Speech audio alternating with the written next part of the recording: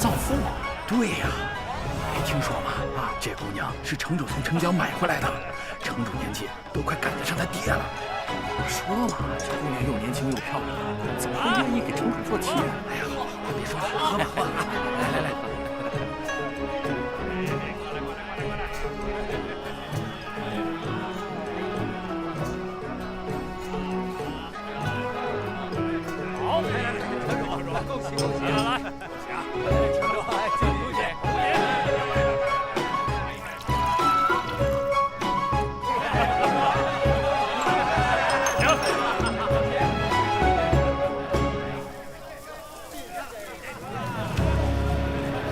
奢女、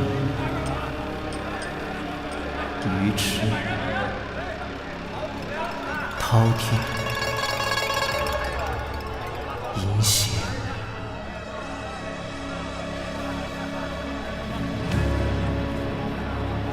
汝等罪孽深重，配得上一曲淫杀。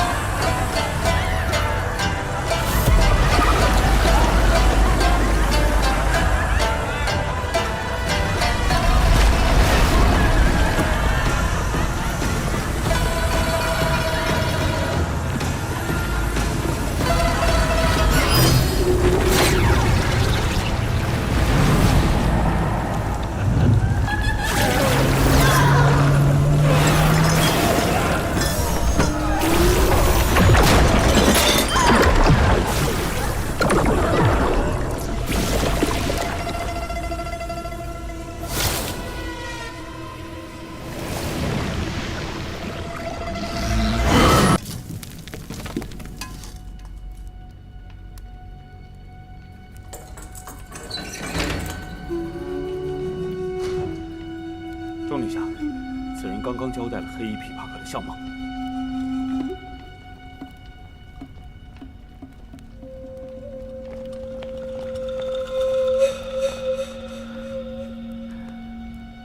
我知道的都说了，其他的我真的不知道了。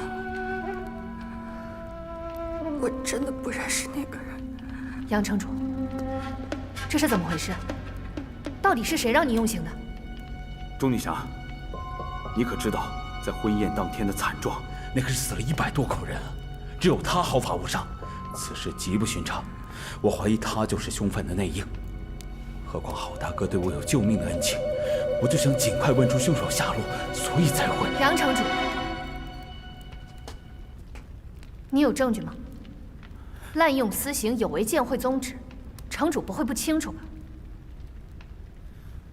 先把人放了。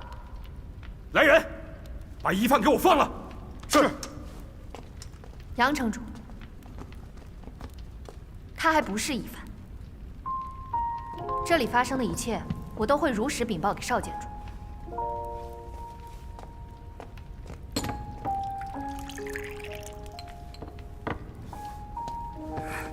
姑娘，没事了，没事了，不用害怕。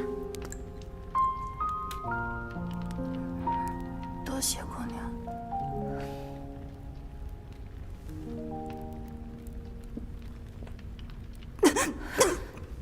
不着急，没事了。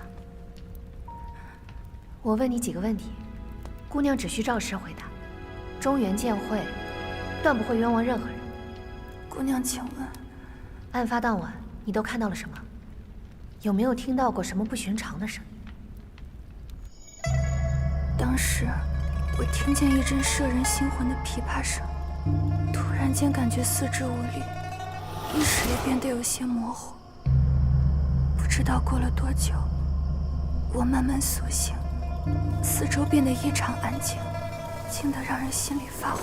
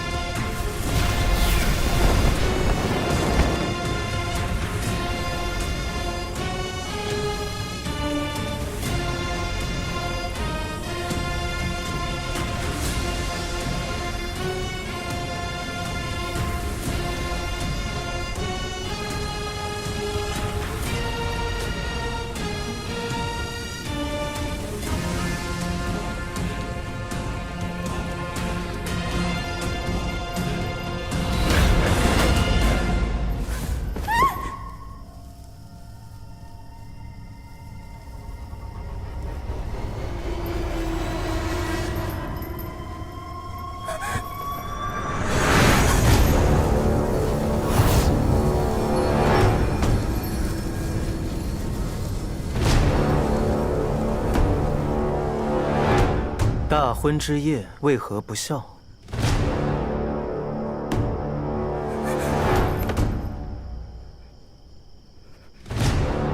说话呀，阿水姑娘！记住我的样子，我们还会再见面的。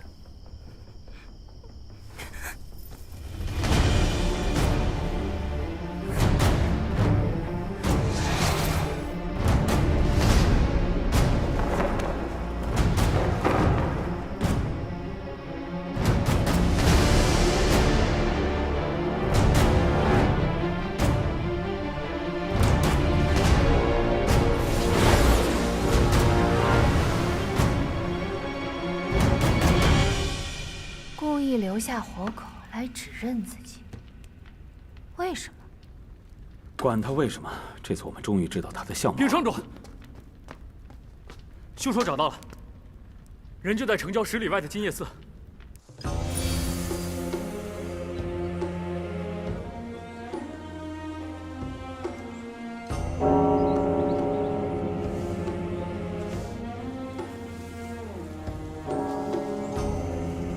也不知道方丈被你们灌了什么迷魂汤，养了你们大半年，结果呢？不听佛法，也不帮寺里做事，一个就知道在那喝茶嗑木头，另一个只会偷鸡睡懒觉。那么大个人了，终日混吃等死，好意思让我个孩子伺候你们？啊！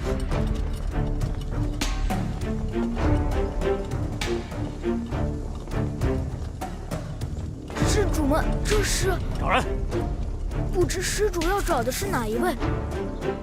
说，寺里那个年轻的人在哪儿？你跟的废话，进去搜。杨尚卿，你怎可对无辜小孩下如此重手？你究竟是燕城城主，还是黑道匪首？小师傅，你没事吧？没事。他们是什么人？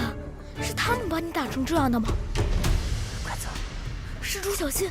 中堂主别忘了，此案牵连颇深，金燕寺胆敢窝藏疑犯，每一个人都可能会是帮凶。进去搜。是。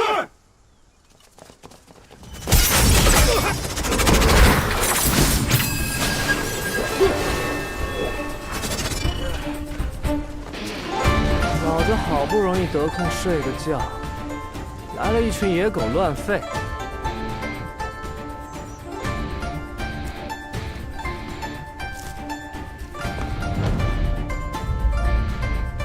我数3个数，还留在这不走的，别怪我不客气。你是何人？1。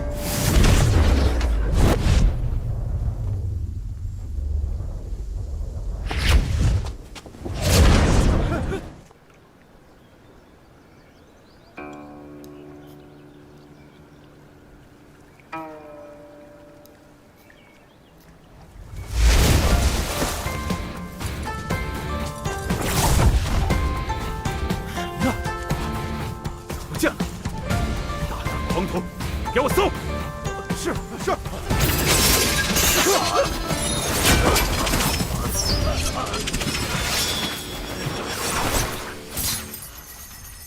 一环渡月，你是天上云，池云。你把阿邪姑娘带到哪儿了？看这人的轻功，一定是那个人的小弟。是。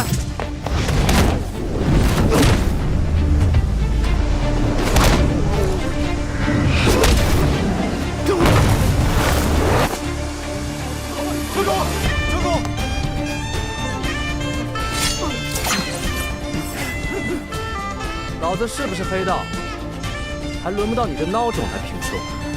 池云，快交还阿邪姑娘！好让你们带回去，继续拷打。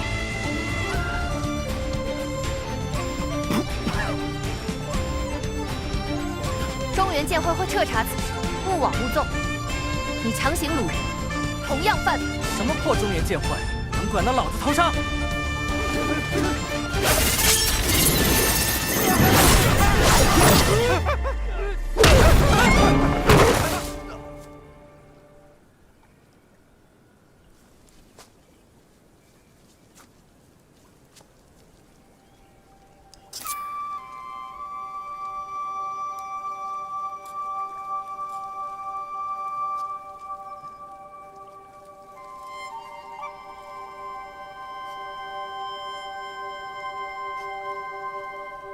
她叫凤凤，她刚刚被吵醒，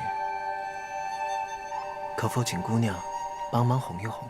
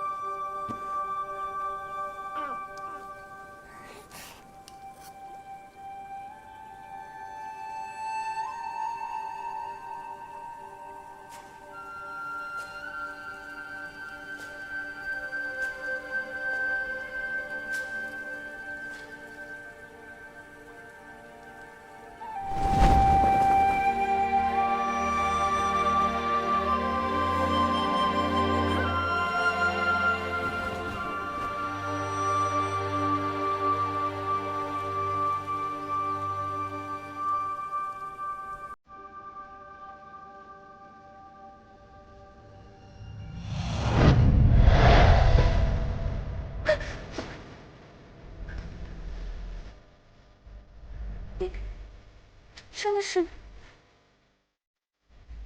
姑娘，见过。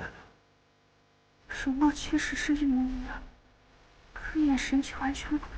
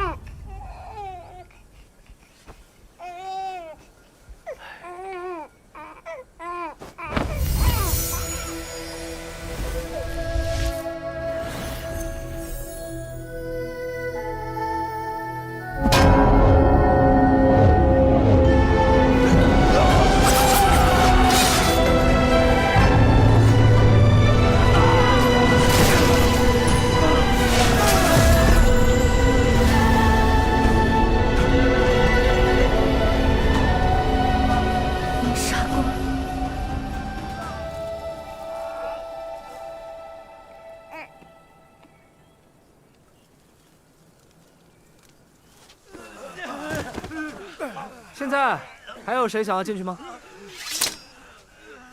内院的这位高手功力匪浅，我们打不过，但在下必须见他一面，才能排除嫌疑。还请带路。钟姑娘，你……雨霞，有种！我欣赏你。行。剩下的人回去等消息。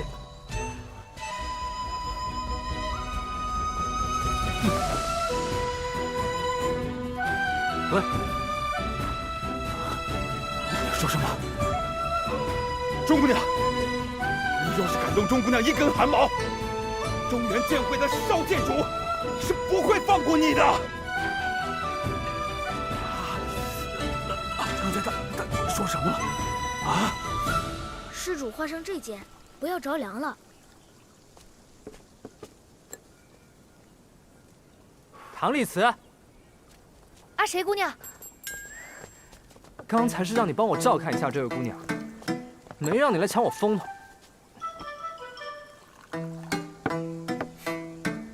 谁让你帮了？你打输了吗？我堂堂天上云，既然没输，那就不算帮忙。有道理啊。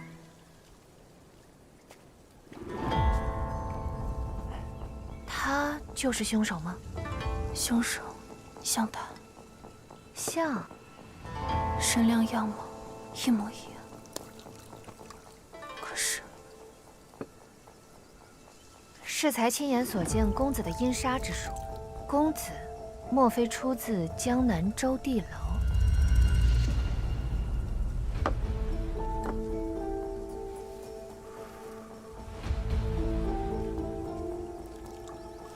在下中原剑会钟琛记，烦请公子协助调查3日前豪府血案。志云，起来。我起来。敢问公子，3日前戌时至亥时之间，人在何方，做些什么？谁可以作证？你明知非我敌手，为什么要进来见我？若我身亡，便证明公子与血案相关，以我一人之命换得一个真相，值得。你是邵延平的徒弟？邵延平正是家师。果然是这样，不然怎么会说出以命换真相这种话呢？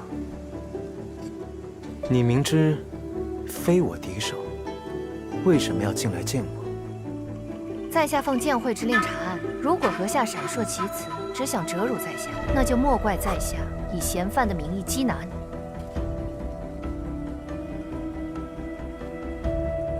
你明知非我敌手，为什么要进来见我？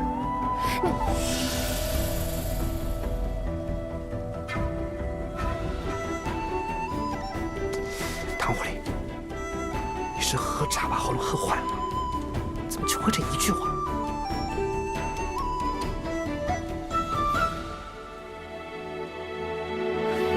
我明白了，唐公子，钟某会再来的。阿谁姑娘，我带你回去。阿谁姑娘留在这里会更安全。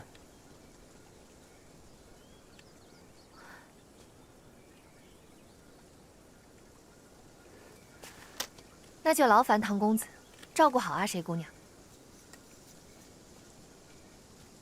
钟姑娘，谢谢你。姑娘不必客气。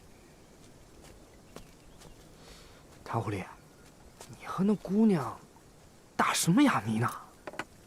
阿谁姑娘，你知道我问的是什么问题吗？合着就我一个人搞不懂是吗？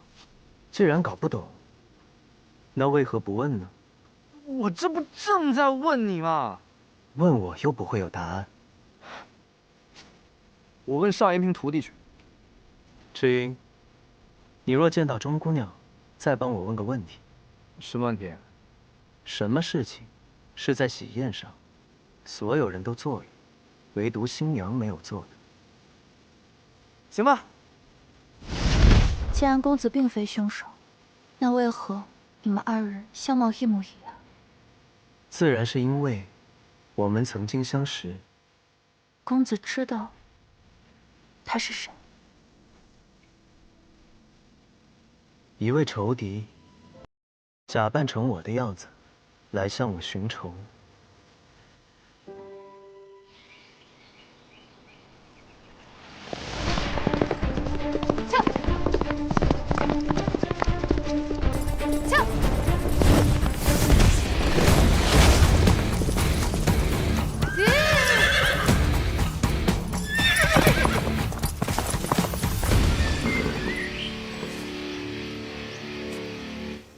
池少侠，你的跟班们呢？我让他们先去豪府了，我想一个人先去探探。池少侠匆匆赶来，是有要事吗？唐狐狸到底跟你说什么了？唐公子方才问了我3个问题啊，池少侠不是也在场听到了吗？没听懂。啊，唐公子问我的第1个问题，为什么要见他？是因为剑会要我调查豪府灭门血案，我领命而来。至于第2个问题，看上去是同一个问题，但其实意思各不相同。就是唐公子若真是凶手，我们显然不是他的对手，那为什么他不杀了我和阿谁姑娘？且为什么不逃？哦，原来如此。那第3个问题呢？啊，第3个问题呢，唐公子想问的，其实是你为什么会怀疑我？这便是要我去写阿谁姑娘指认他的理由。记住，而这个理由，当然是因为阿谁姑娘见到了凶手，能指认唐公子与凶手形貌相同。懂了。让他直说不就完了？还有个问题，是唐狐狸后来让我问你的，有什么事情是喜宴上所有人都做了，但新娘子没做的？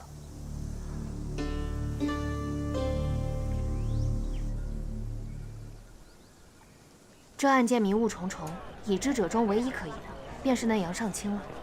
你是怎么猜到杨尚清头上去的？因为阿谁姑娘明明是受害者，但杨尚清却对她用重刑，显然是急于结案。那么他作为凶手的可能性极大。我早就觉得那个姓杨的是凶手。但是仵作又说，这受害者死于阴杀宫，浑身没有任何外伤，只有双耳出血。你说，这阿谁姑娘也确确实实看到了外貌上形似唐公子的黑衣琵琶客。可这什么琵琶客，一根毛都找不到啊！那我们现在不妨考虑一下唐公子的另外一个问题：什么事情是所有人都会做，但是新娘子却不会做的？乌骨鸡，上好的桂花酒。哎，客官，客官，本店新到了一批肉质特别鲜嫩的乌骨鸡，再配上那个桂花酒，味道那叫一个绝！怎么样，尝尝去？那我们是喝酒。喜宴上所有人都会做，但是新娘子不会做的是喝喜酒。走，验尸。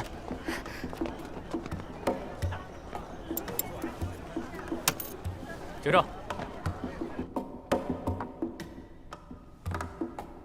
欲伤美酒陪欢宴，谁料这美酒变毒酒。没有中毒迹象，难道我们猜错了？也是，如果真的中毒了，仵作不可能查不出来。唐狐狸都这样问了，应该是没错。你这么相信唐丽子？谁相信他了？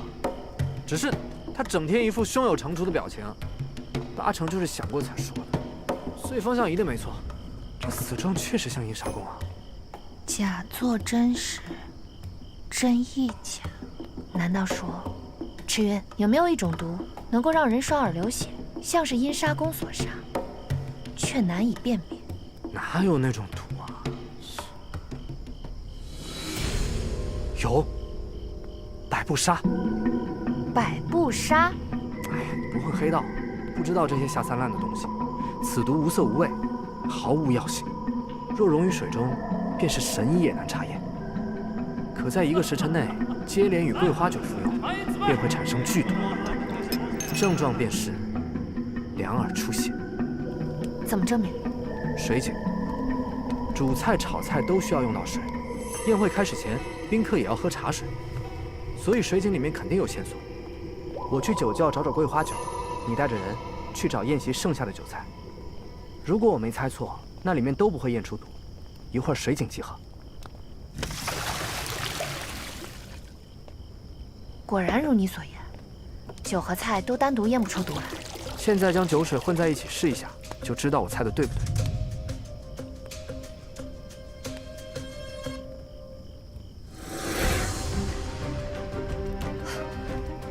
果然有毒。燕县人人皆知，好王后最爱桂花酒，适逢新婚，肯定会拿桂花酒来招待宾客。主人敬酒，除新娘之外，所有人都得喝。时间差不多了。仵作验毒只会验咽喉银针是否变色，但百步纱与桂花酒却是分开通过死者咽喉。他们应该想到了。这就是仵作没有验出中毒的原因。这就证明他们不是死于阴杀。够了。唐狐狸，没想到老子这么快就找出答案了吧？也就老子见多识广，才能这么快还你清白。就这还不对，老子好像被算计了。怎么了？唐狐狸怕你不懂毒物，找不到真相，所以就说了一堆让我听不懂的话，让我好奇，然后让我帮你解谜，帮你找到这个真相。这天杀了，这个唐狐狸又骗我！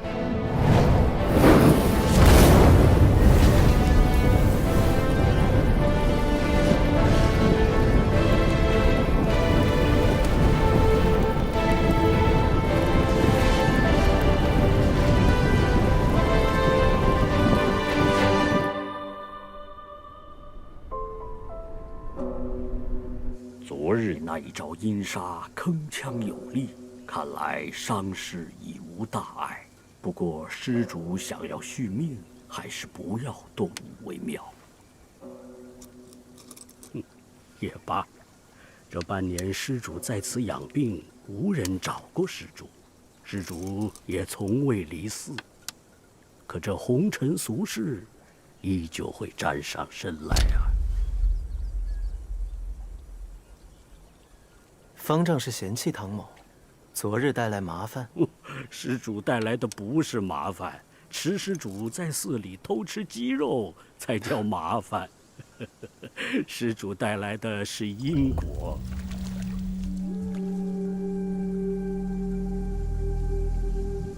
方丈，什么才算为因果？作者为因，受者为果。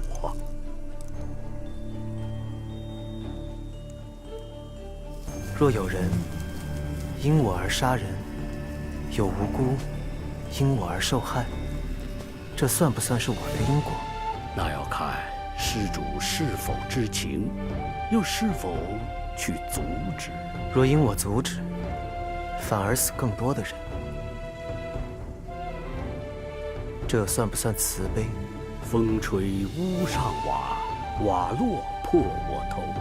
我不怨此瓦，此瓦不自由，是风的错，瓦的错，还是贫僧站在屋下的错呀？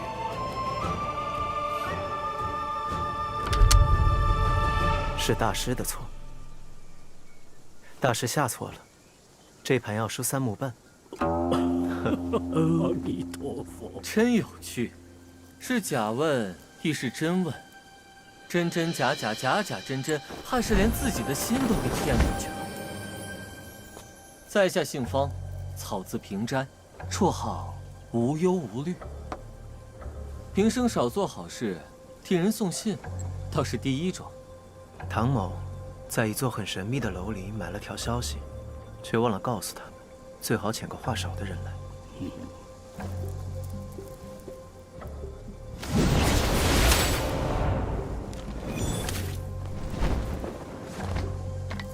哦对，消息已经送到了，巧了不是？有个人也委托你委托的这座楼，拜托我们将那东西送上来，只是不知是真巧，还是假巧。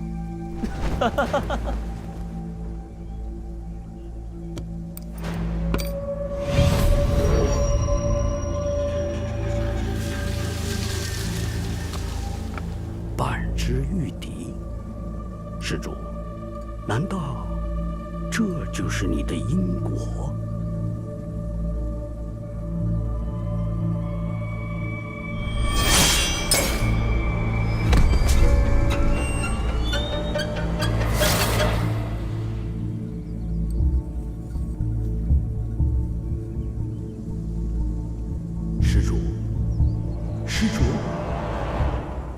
疼吗？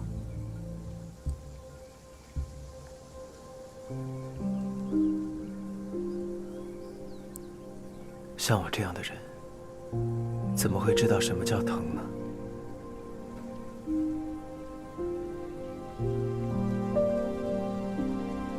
唐某先去看看阿谁姑娘。啊。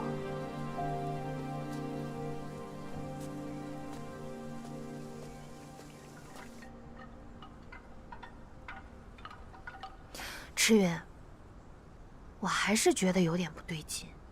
哪不对劲？杨城主的动机是什么？这还有什么好猜的？左右不过利益二字。如果真的是这么直白粗浅的理由，那便证明杨城主不是什么大智之人。可为什么他能用阴杀功来为自己掩盖罪行？什么意思啊？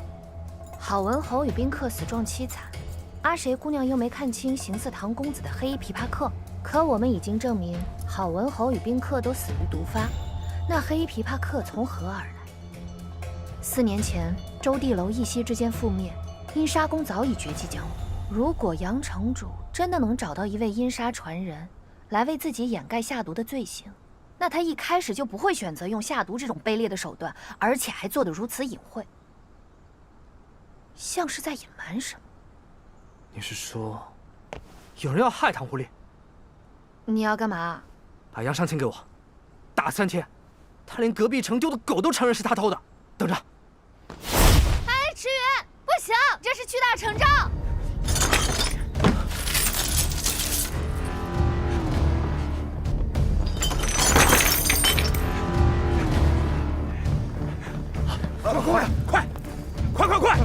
快点，慢点！这是我祖传的花瓶啊！我的花瓶！房主，你干什么？你们哟，把银子都摆地上了，是瞒不住了，准备跑了？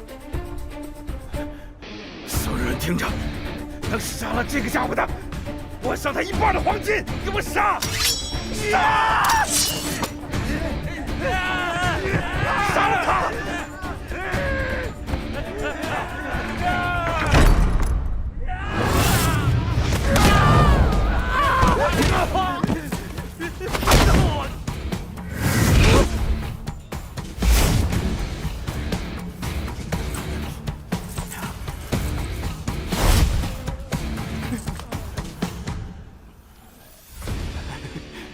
大侠功夫实在了得，这银两都是你的。来人，帮大侠拿过去，拿过去。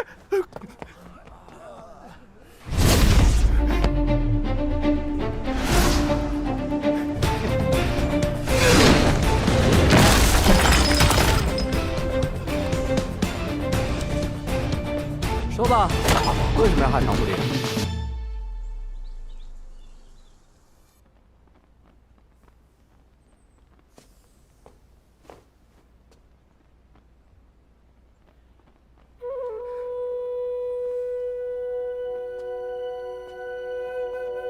公子请见。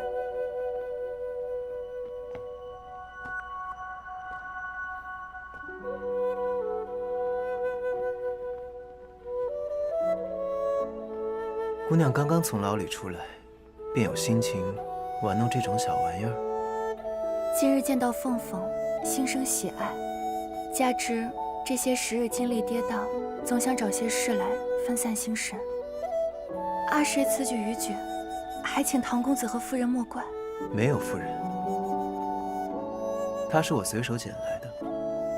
如此可怜，幸好遇到了公子，善心收留，仔细照拂，亦是一种缘分。你错了，不过随手为之。想知道收养孩子是什么感觉？但你不还是给他起了名字？有了名字，就有了羁绊。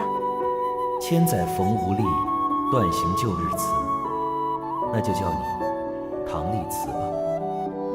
如今看来，无论如何，我都不是他。人之初，性本善，性相近，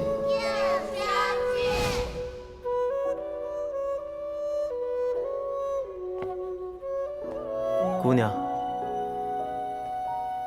你嫁给郝家，是卖身葬父，横遭此难，若觉得心中难安，不妨去寻方丈，求一道清心平安符，很是灵验。郝城主恩情，阿谁无以为报。阿谁姑娘，你令唐某疑惑，你身在局中，却对这一切一无所知。我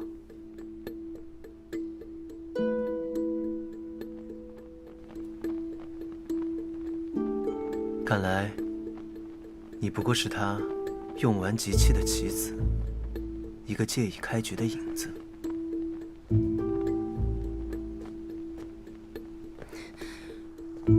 可我又做错了什么？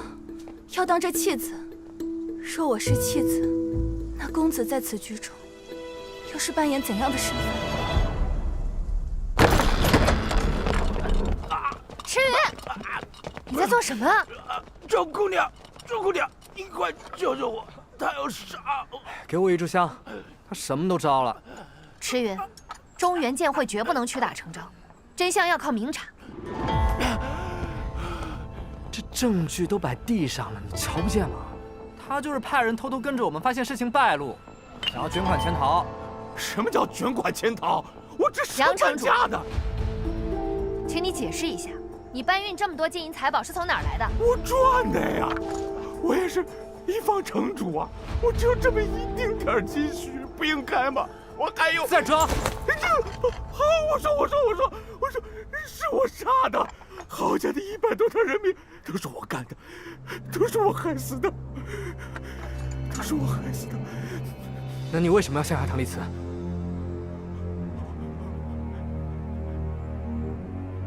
死到临头还嘴硬！不是的，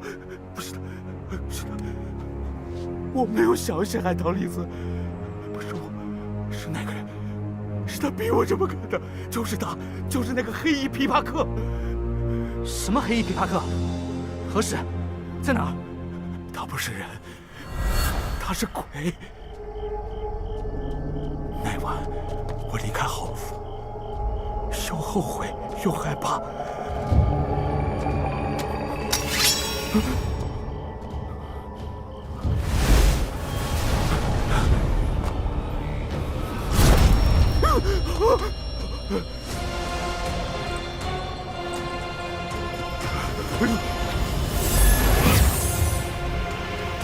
下毒灭门，背信弃义，你做得很好，值得惨死的奖励。别杀我！你要什么，我都给你。你别杀我！你向郝家100多口人下毒，他们本该死得无比凄惨，而本尊则以阴杀让他们在美丽的幻梦中死去。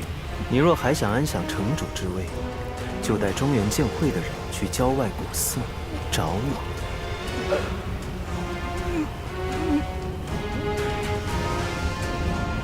看清楚了，这是你唯一活命的机会。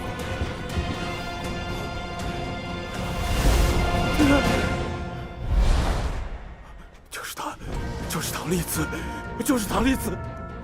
公子说，凶手是你的仇敌。可若真的如公子所言，他如此嫁祸陷害于你，公子为何不以眼还眼，以牙还牙？还是说，他并非仇敌，而是仇敌，也是曾经的朋友。阿谁冒昧，敢问公子是怎样的朋友？怎样的朋友？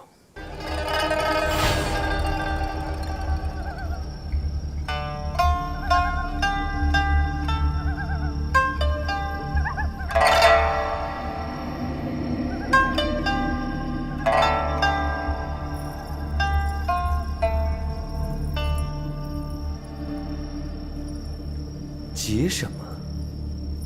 那么久未见，你没有忘了我们那些过往才好。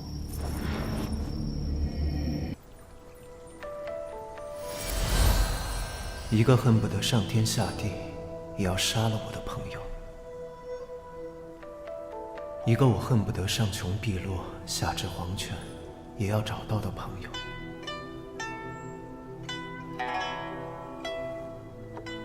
阿言，这半年来，你一直避而不见。其实那一日，遥想当年，十里花下，师兄教你我主梅三人行，春和日暖，岁月正好。可如今十里花依旧，斯人已云间。师兄走后，主梅也不知所踪。这周地楼就剩你我二人了。阿烈，这支曲子是你当年所写，今日我们再为它奏一次，如何？儿时细作，怎比得上师兄所撰的名篇？我却觉得这支曲子是我听过最好的曲子。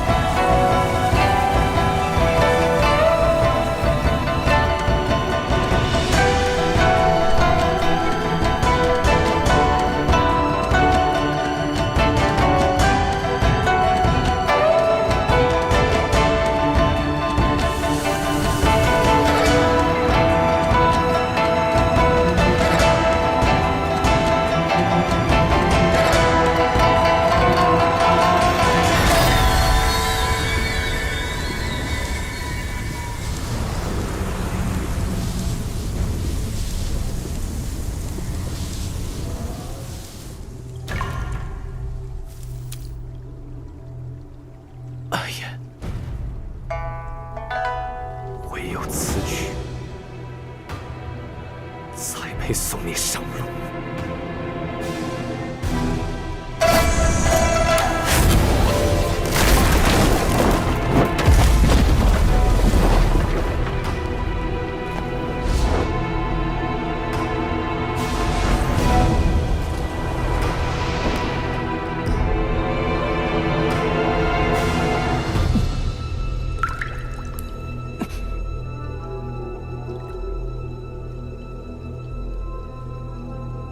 对我下蛊，若非你带伤复原，怎么会轻易中我的蛊？唐丽子，我恨不得将你千刀万剐！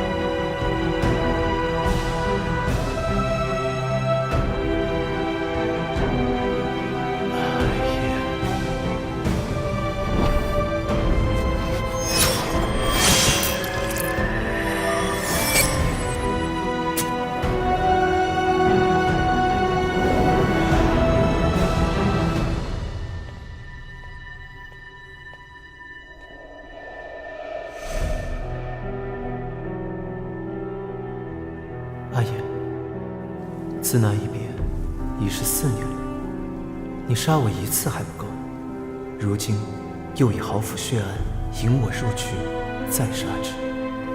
既然如此，我便遂你的意，看看4年后你还能不能杀得了我。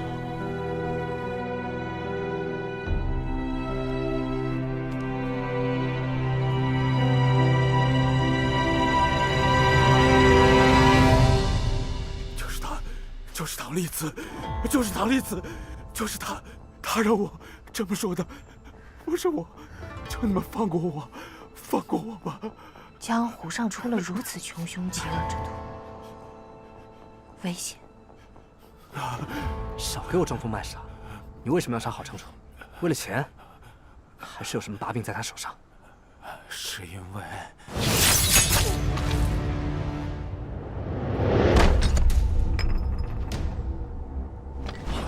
什么人？赤云！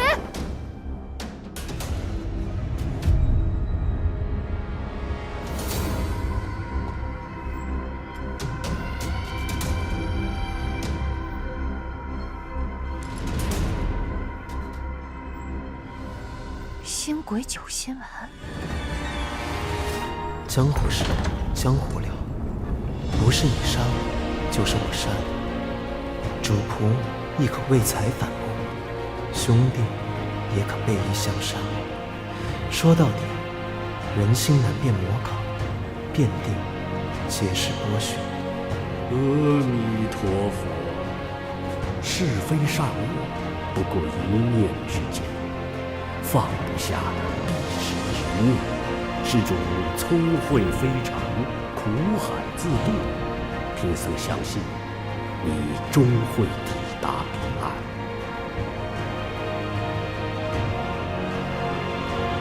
阿爷，我来找你。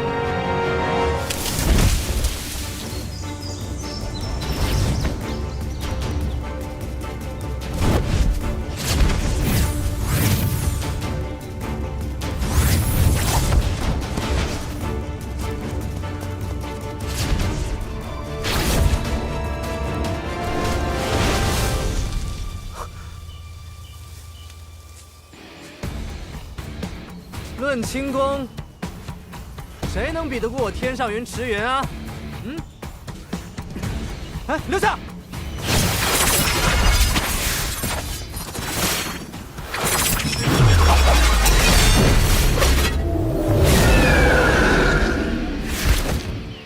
信叶，你是叶门的人？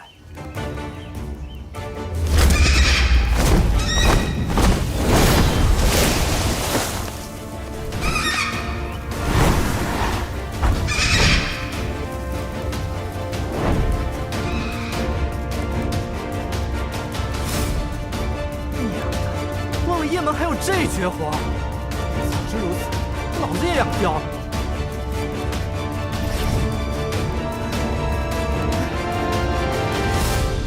这个迟云上哪儿去了？钟姑娘，钟姑娘，还谁姑娘？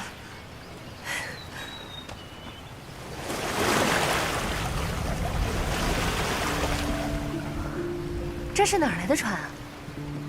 阿谁姑娘，你怎么会在这儿？是唐公子带我来的。他说在这里会遇到你们。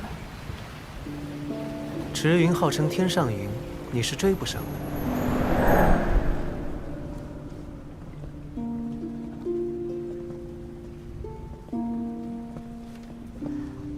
唐公子为何会在这儿？阿谁姑娘又为何也来了？既然要追捕凶手，自然要带上苦主。钟姑娘所寻之人已西去数十里，走水路更快。你竟都知道了。可那人身法极强，绝不是什么普通高手。有天上云在，人丢不了，而我们也追得上。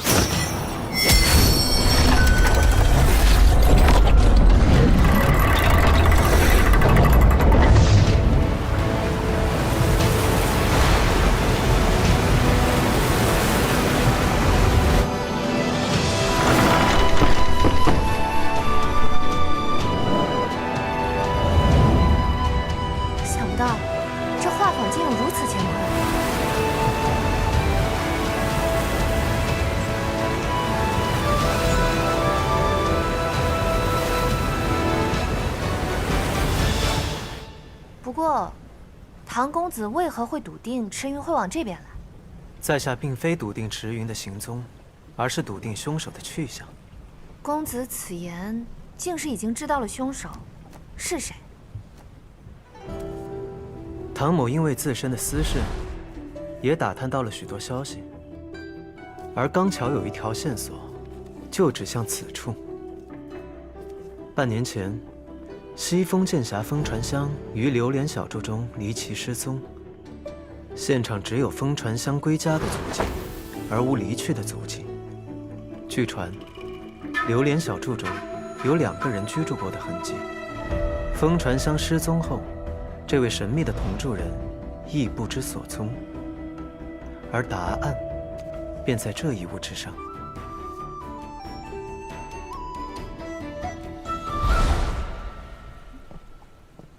燕翎，羽长而韧，色润灵风，这并非普通的燕翎。信眼，雁门的信眼。雁县东去100里，便是雁门。此河流贯东西，凶手若不想牵连雁门，定会西去。即便途中生意转而东飞，也会正好与我们撞上。可是，这不可能啊！钟姑娘何出此言？这雁门是什么地方？雁门最早乃是绿林出身，后被前朝招安，成为了驻守雁门关的军户，一手驯雁术十分了得。10年前天下大乱，剑会率领众高手围杀一阙阴阳，雁门提供了不少关键情报。这门主江飞羽脾气暴烈，但性格却最是护短，所以雁门的弟子最是注重情义。江湖上有句话，宁犯阎王客，莫欺雁门人。听起来是个名门正派。不是听起来，是本就是名门正派。杨尚卿原本也是名门正派。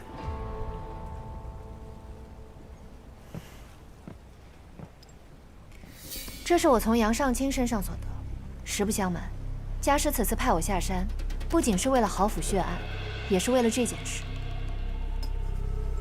这些丸自一阙阴阳死后便已绝迹，不知唐公子有何看法？星鬼9星丸，我亦有所关注。初4，便是唐某之看法。那钟姑娘，先别担心了，过来吃些茶点吧。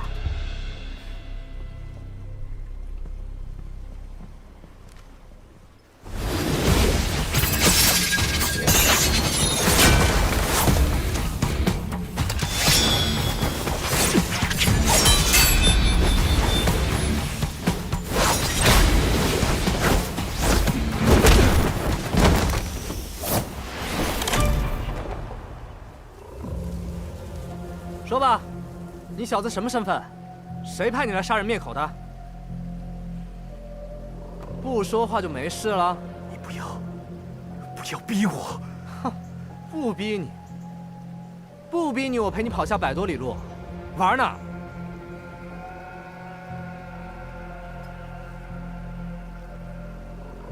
小鬼，别吞毒啊！蝼蚁尚且偷生，千万别服毒。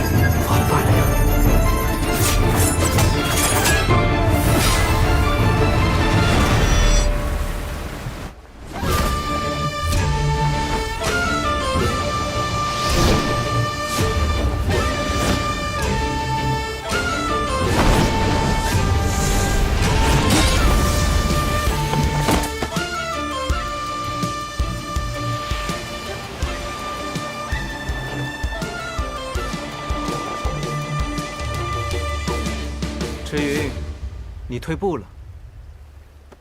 老子还没用全力呢。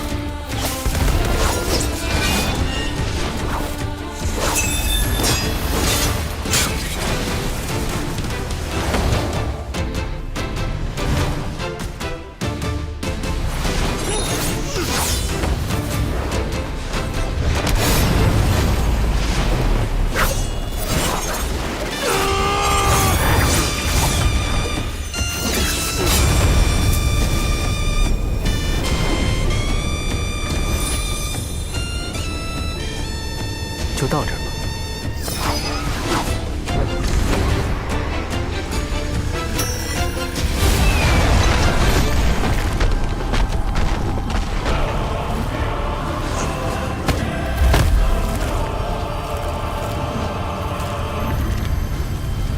哇！当场给爷爷跪下！那个灭口阳上卿的杀手，竟然是江澄。钟姑娘认得他。江澄是雁门少主，为人正直，侠肝义胆，与西风剑侠是至交好友。两人常在剑王城辖下花溪一带锄强扶弱，并称花溪双侠。半年前，西风剑侠于家中离奇失踪，江少门主也没了讯息。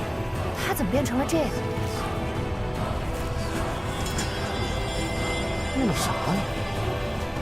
蓝狐狸，你念叨啥呢？我还得审他为什么要杀杨尚卿呢。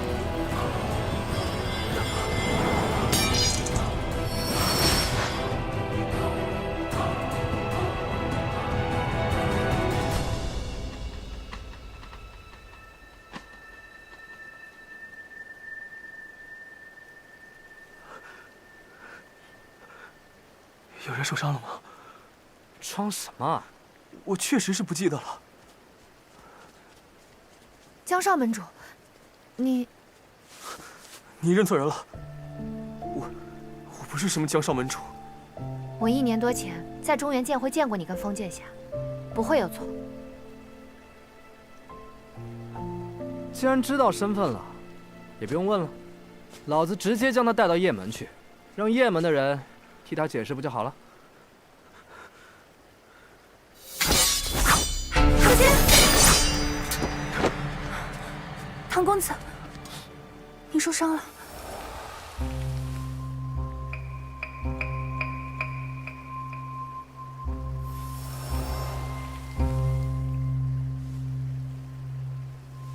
公子受伤了，还是不要乱动为好。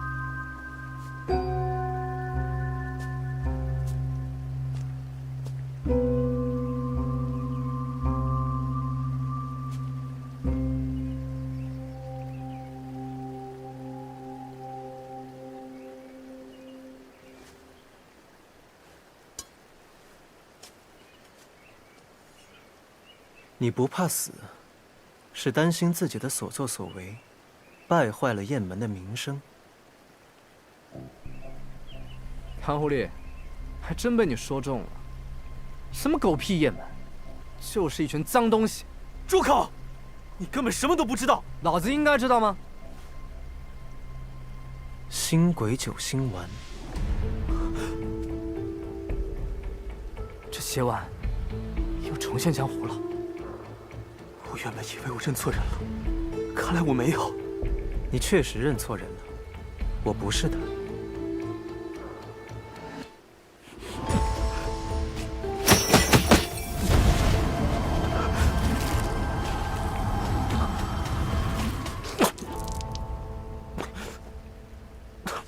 你中毒已深，经脉逆行，命不久矣。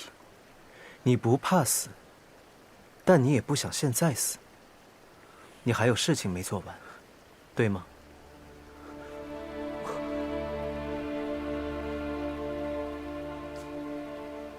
若是人多的地方不愿开口的话，我们换个地方单独聊。喂，有什么事情是不能当众说的？这糖狐狸，神神叨叨。阿水姑娘，方才唐公子的伤势如何？钟姑娘安心，带我回去再为公子上一些药，便无大碍。不过池公子，这星鬼九星丸究竟是何物？为什么你们每个人提到都是一副谈之色变的模样？那是前朝国师极乐教主一阙阴阳用来操控人心之物。操控人心？江湖呢，向来以实力为尊，谁不想冠绝武林、出人头地啊？但不是每个人都有这个实力和天赋的。人心不足蛇吞象，没实力的想变得有实力，而有实力的人想通过走捷径变得更强。服下这邪丸，功力便能突飞猛进。所以一开始啊，星鬼九星丸就是被当成补药流行起来，但马上这些人就发现自己被坑了。为什么？服用邪丸之人，须得终身服用，否则就会发狂而死。于是掌控邪丸之人就掌控了这些人的性命。一阙阴阳当年就是靠这样的方法掌控大半的江湖的。1年多前，我与家父发生争执后，便去投靠传香。我们一起住在花溪山上，切磋武功，行侠仗义。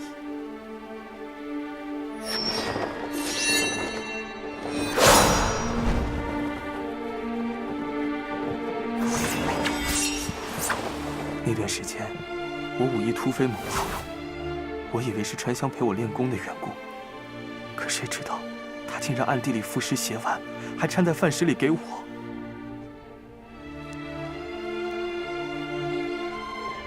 后来我知道这件事后，去质问他下药的缘由，他不肯告诉我，只让我相信他，说他会帮我。江城，请你相信我，我会帮你的。我不要他这种所谓的帮助，我也不需要靠这样的方式得来的功力提升。自那之后，我坚决不肯再服食邪丸，便让传香帮我压制邪丸的毒性。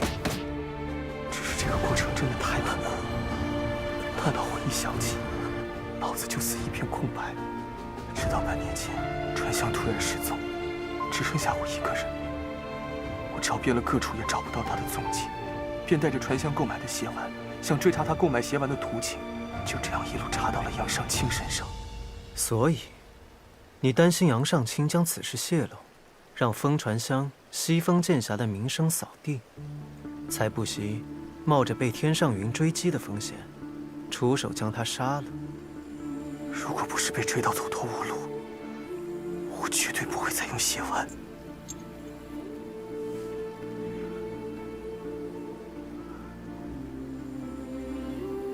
风拂芦花地，月随花溪山。我们曾是这样好的朋友。唐公子，我想找到传香，问他为什么害我。明明是生死相交的朋友，为什么要自相残杀？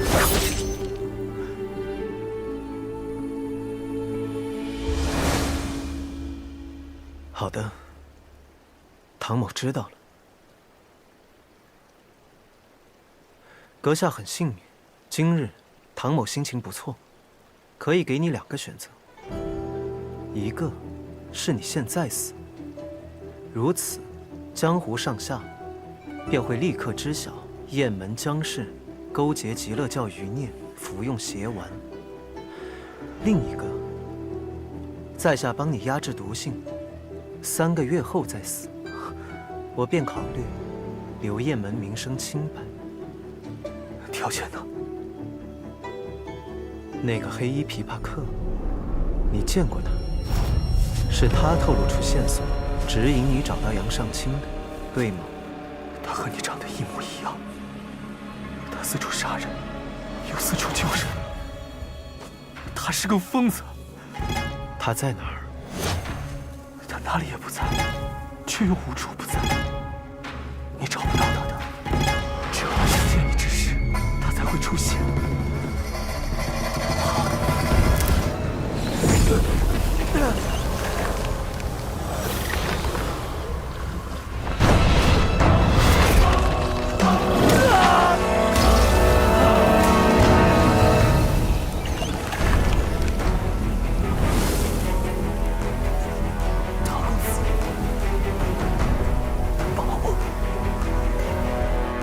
他可帮不了，因为他都难以自保。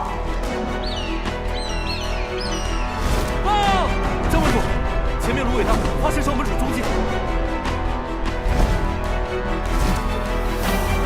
唐狐狸！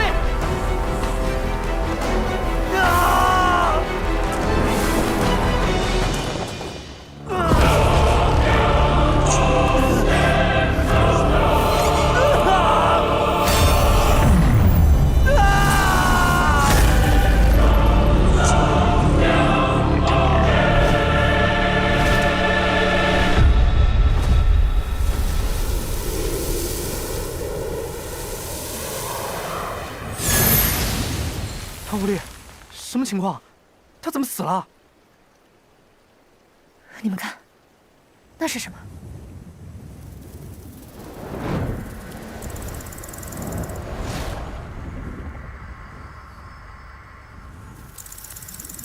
这东西是蛊。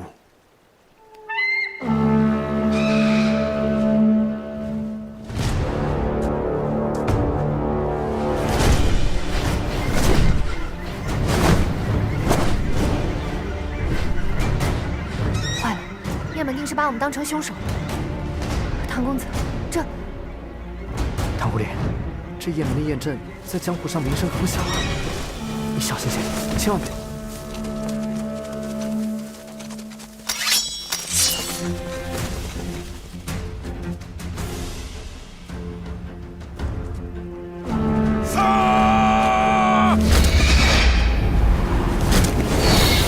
杀人者唐立慈在此，愿回雁门受审。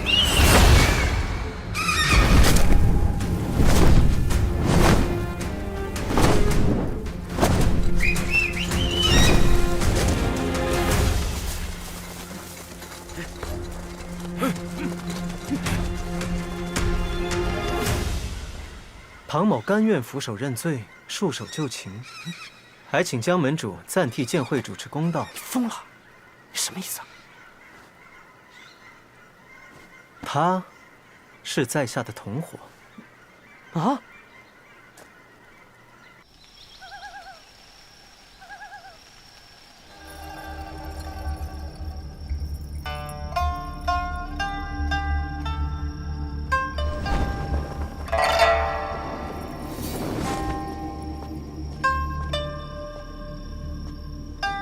尊主，您交代的事情，属下都已经办得差不多了。只是您现在贵为风流殿尊主，别说是一个躲在雁县破庙里的唐立慈，就算是中原剑会的邵延平，只要您愿意，取他性命也是易如反掌。恕属下愚钝，尊主为什么不直接杀了唐立慈，反倒耗费心力去做那些事？像他这样的怪物，直接杀了还有什么意思？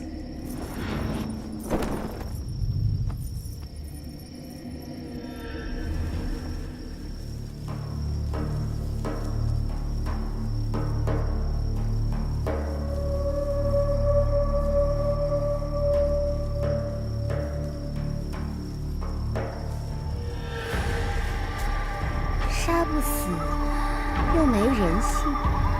唐立慈当然是个怪物。华无言，我说的对吗？红姑娘，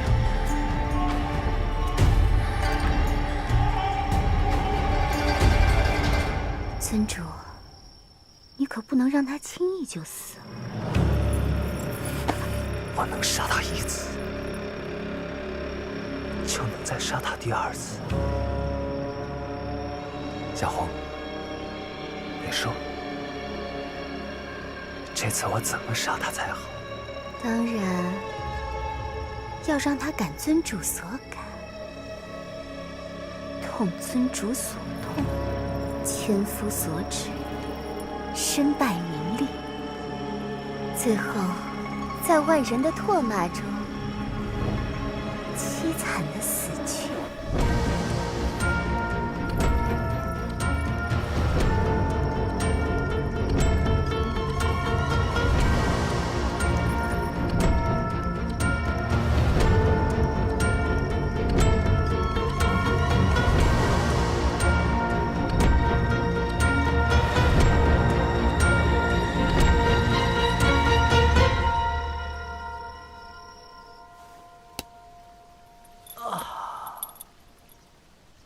来人呐！我跟他不是同伙，我就是一个路人，放我出去！我真的是冤枉的。嘿，你说这雁门，人在笼子里面，鸟在笼子外面，这雁门真是个不讲规矩的门派，真是小刀拉了腚，开了眼了。诗云，别出声。怎么，有计划？耳朵疼。你，老子跟着你倒了8辈子血霉了！杀人者唐立慈在此，你是不是有病啊？你自己要进来，你自己进来就好了，你带我干嘛呀？我怕一个人无聊啊。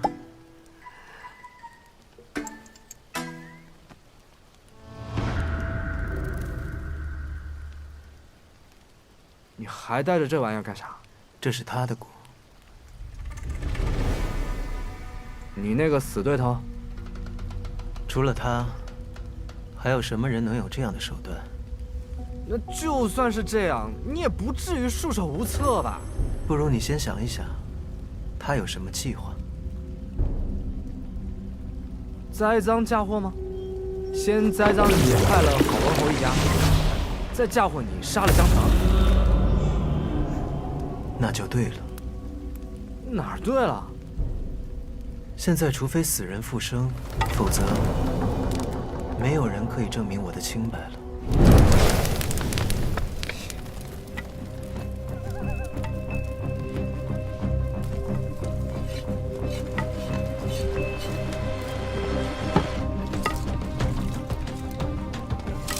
这是干嘛？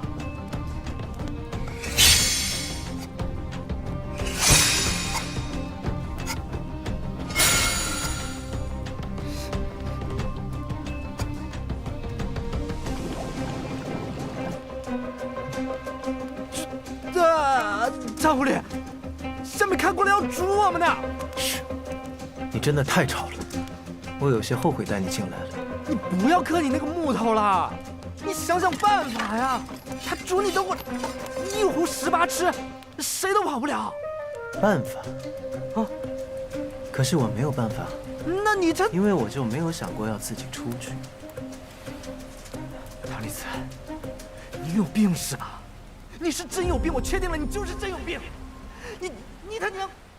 江二叔，请您相信我，我以中原剑会弟子名誉保证，不会有错。够了，钟姑娘，你所言也未免太过骇人听闻了。成儿，他可是我大哥唯一的儿子，打小就是我看着长大的，他的秉性我是知道的，他怎么可能去服用那种邪药？邪丸确已流毒江湖。唐公子先前也确实在为少门主压制毒性，阿谁姑娘也可以作证。是。说够了没有？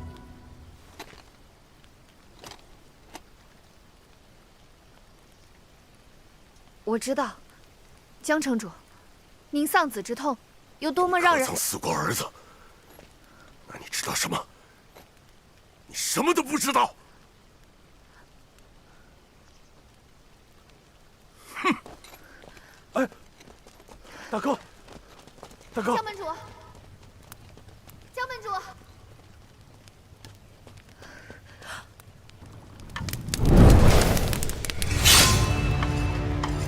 江门主，少门主服食邪丸一事，背后定然另有缘由，等着您去查清，还少门主清白。若您因悲愤而忽视真相和证据，不就令真凶的奸计得逞了吗？我亲眼看见长儿在唐丽慈面前爆体而亡，唐丽慈自己都承认了，难道这还不算真凭实据吗？我今日就是要告诉你，杀人者唐丽慈必受我雁门3刀6洞之刑。倘若我真是杀错了人，那过后老夫便自裁向天下谢罪，以命抵命。点火！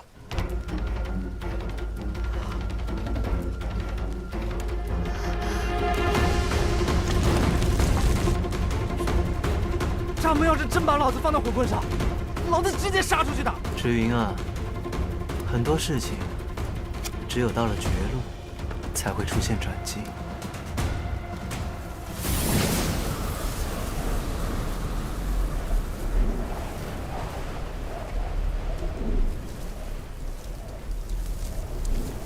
什么情况？好像玉兰香气，不是花香，是剑气。这剑气非一人莫属。谁？那位传说中失踪了很久的西风剑侠风传香。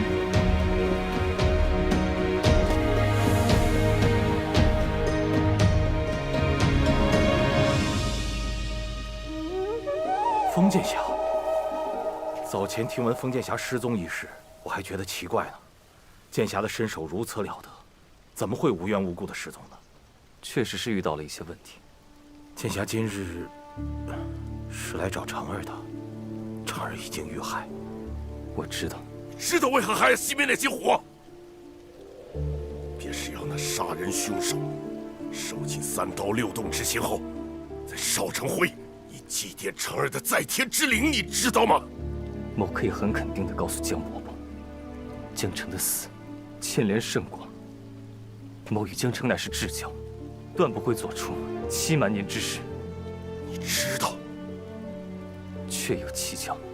若是江伯伯愿意相信某，可否将此事交由某来处理？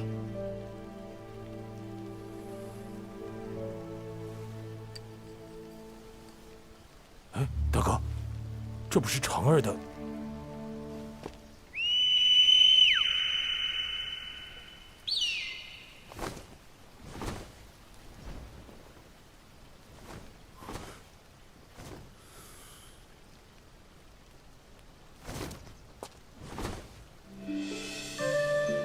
江伯伯，现在可以相信我。你想要如何？某想要那位唐公子。